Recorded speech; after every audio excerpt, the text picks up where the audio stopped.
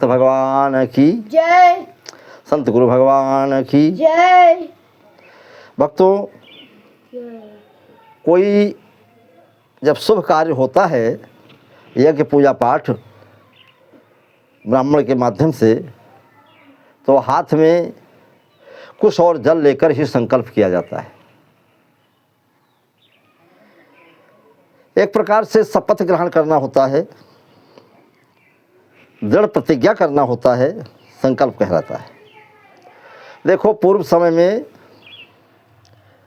भगवान वामन जब असुरराज बलि के यहाँ पहुँचे याचक बनकर के, तो उन्होंने सर्वप्रथम राजा बलि को दान देने से पहले संकल्प के लिए प्रेरित किया कि बिना संकल्प के हम आपका कोई धन नहीं ले सकते। संकल्प का मतलब एक प्रकार की प्रतिज्ञा। राजा बलि के संकल्प करने के बाद वामन भगवान ने 3 पांव पृथ्वी की याचना की।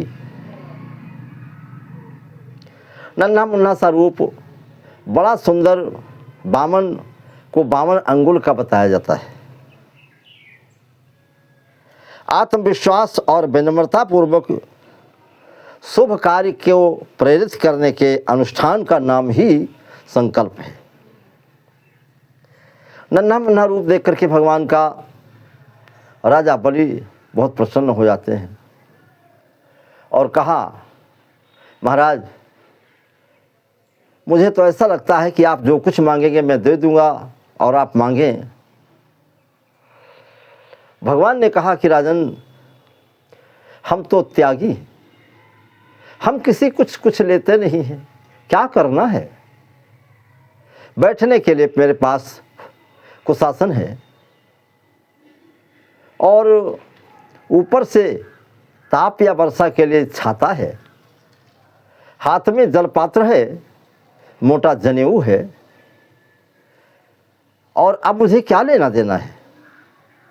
राजा बलि ने कहा, महाराज, अगर ऐसे आप चले जाएंगे, कुछ लेंगे नहीं तो मुझे बड़ा कष्ट होगा। भगवान ने कहा, हाँ, हो सकता है, क्योंकि आपके बाबा, परबाबा और आपके पिता ये सब दानी थे। आप भी दान करने के लिए तैयार हों तो कोई मुश्किल की बात नहीं। ऐसा तो होता आया है। अब मैं बड़े धर्म संकट में हूँ कि मैं दान लेना नहीं चाहता, लेकिन आप अगर मैं नहीं लेता हूँ तो आपको बहुत कष्ट होगा। राजा बलि ने कहा, महाराज, अपार कष्ट होगा। दुनिया कहेगी कि एक ब्रह्मचारी राजा के दरवाजे पर आया और कुछ लिए बिना चला गया, राजा कुछ नहीं दे पाए। तो ठीक है। और राजा बलि ने कहा कि हमने तो मन में सोचा है कि आपके योग्य किसी ब्राह्मण की कन्या को ला करके आपका विवाह करवा दें। नहीं राजन, विवाह में तो बड़ा कष्ट होता है।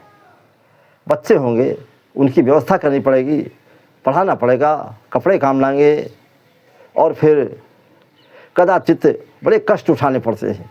राजा बलि ने कहा, नहीं महाराज, हमारे यहाँ हिरण्यकश्यप विश्वविद्यालय है, हम बच्चों को पढ़ाएंगे, आपके सारे भार को हम उठाएंगे। तो भगवान ने कहा, आप एक बात नहीं कर पाएंगे। कहा, वो क्या? कहीं मेरे बच्चे होंगे, पढ़ेंगे, आप सारा भार उठाएंगे, लेकिन कदाचित कहीं कोई लड़का बच्चा मर गया तो रोना तो अपने आप पड़ेगा। उसके लिए आप कोई नौकर तो नहीं बुला पाएंगे। राजा बलि ने कहा, हाँ, ये तो ठीक कहती, ये तो अपने आप ही करना पड़ेगा। तो कहा, तो फिर ठीक, तो क्या करें? हाथ में जल लेकर के और कुश लेकर के संकल्प किया। ये कुश कहाँ से पैदा हुआ था? महाराज, 12 भगवान के रोम से हिरण्याक्ष के युद्ध में जो टूट कर गए तो उसी से कुश काश पैदा हुआ था। ये भगवान का रोम है। और संकल्प करके दे दिया तो 3 पांव में ही तीनों लोक नाप लिया भगवान ने। और जल लेकर संकल्प करने का मतलब ये होता है कि मैं संकल्प करता हूँ, इस जीवन में बिना जल के काम नहीं चलता है। अगर मैं संकल्प लेता हूँ उस कार्य को पूरा न करूँ तो मुझे जल पीने को न मिले।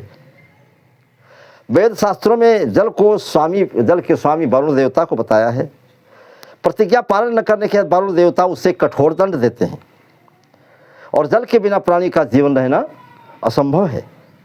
जल ही प्राण है और उसी जल को हाथ में लेकर के संकल्प करना पूर्ण वचनबद्धता होती है। इसलिए हाथ में कुश और जल लेकर के संकल्प किया जाता है और इससे संकल्प को लेकर के फिर आगे को काम बढ़ाना चाहिए।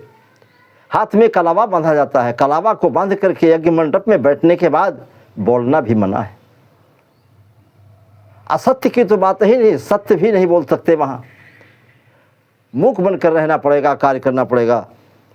इसलिए हाथ में जल लेकर के और कुश लेकर के संकल्प किया जाता है और आप लोग भी इस पर विशेष ध्यान दें। और मैं जो बता रहा हूँ ये शास्त्रगत बात है, अपनी समझ में तो मैं ठीक बता रहा हूँ।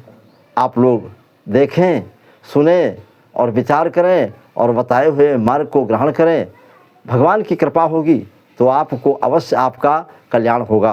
प्रेम से बोलो भक्त भगवान की, वृंदावन बिहारी लाल की, संत गुरु भगवान की।